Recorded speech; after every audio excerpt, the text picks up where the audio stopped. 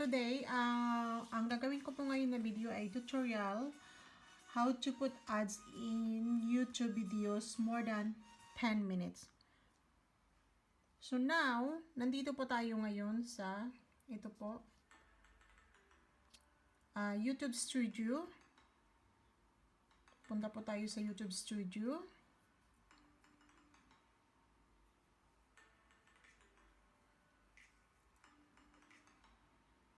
So, nakapunta mo tayo ng YouTube Studio. Ito po, videos. Punta po tayo sa videos. Ayan po. Meron po tayo ditong, ayan po, meron tayong draft na video. So, kung nakikita nyo po, ito yung video pong to ay, kailangan po siyang i-edit draft. So, ito po ay, 12 minutes and 37 seconds. So, ang gagawin po natin dito ay i-edit po na details po. Pindutin po natin yan. Pindutin po natin yung details. So, ayan na po. Napunta na po tayo sa details. Meron po ritong next. Ayan po ay pipindutin lang po natin yan. Scroll up lang po yan. Then, ilalagay po natin na this video is not made for kids. So then, we press next po. Then, meron po tayong makikita dito na dollar sign. So yan po ay i-on po lang po natin. Then, ayan po, done. So, then, scroll up pa rin po.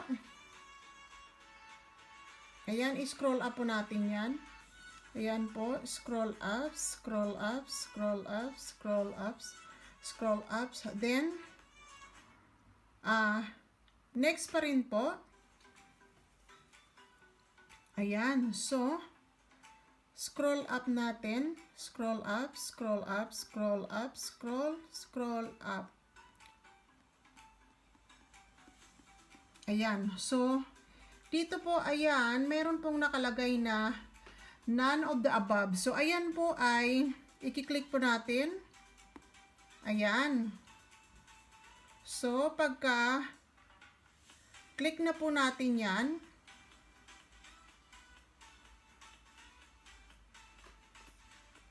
Ayan po, na-click na po natin. Then, click po natin yung next.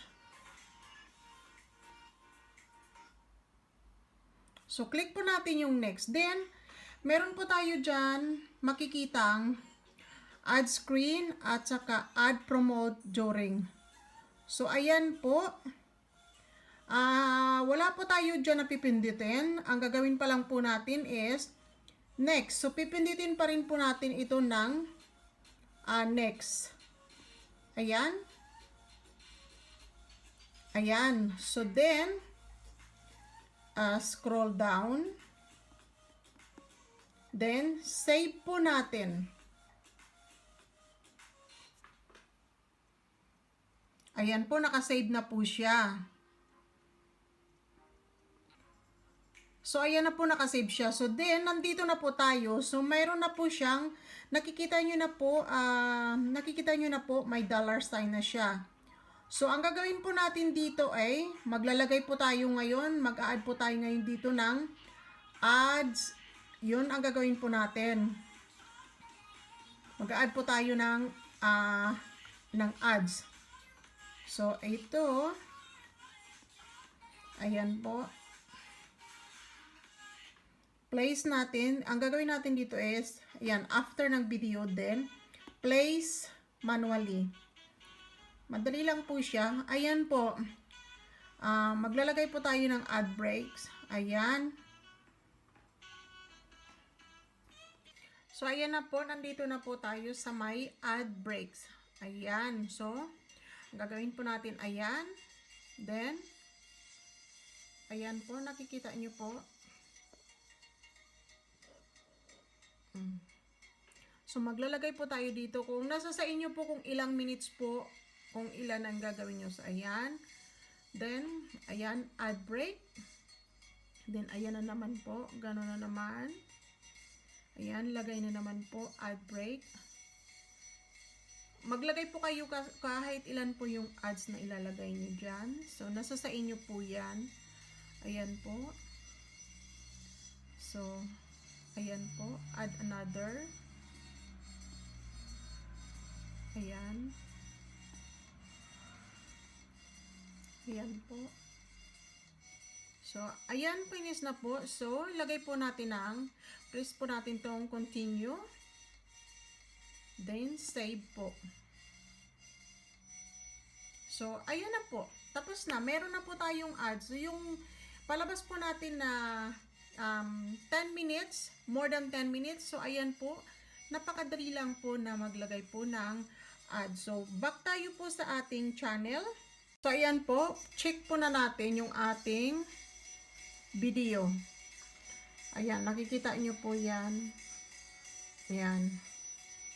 Ayan, press lang po natin. So, ayan.